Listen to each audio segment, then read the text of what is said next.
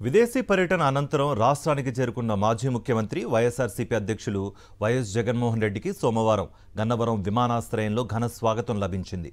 మాజీ మంత్రులు, వైఎస్ఆర్సీపీ నాయకులు, కార్యకర్తలు, అభిమానులు ఘన స్వాగతం పలికారు. వైఎస్ జగన్ రాకతో అభిమానులు, పార్టీ శ్రేణులు సీఎం సీఎం అంటూ నినాదాలతో హోరెత్తించారు. కూటమి ప్రభుత్వం బనాయించిన అక్రమ కేసుల్లో అరెస్టై ఇటీవలే జైలు నుంచి విడుదలైన మాజీ ఎంపీ నందిగం సురేష్ను వైఎస్ జగన్ ఆప్యాయంగా పలకరించి యోగక్షేమాలు అడిగి తెలుసుకున్నారు. అక్రమ కేసులను చట్టపరంగా ఎదుర్కొని పోరాడదామని భరోసా ఇచ్చారు. వైఎస్ జగన్ను కలిసిన వారిలో మాజీ మంత్రులు అంబటి రాంబాబు, పేర్ని నాని, వెల్లంపల్లి శ్రీనివాస్, ఎమ్మెల్సీలు లేళ్ల అప్పిరెడ్డి, మొండితోక అరుణ్ కుమార్, రూహుల్లా, ఎన్టీఆర్ జిల్లా వైఎస్ఆర్సీపీ అధ్యక్షుడు దేవినేని అవినాష్, మాజీ ఎమ్మెల్సీ జూపూడి ప్రభాకర్ రావు తదితరులు ఉన్నారు.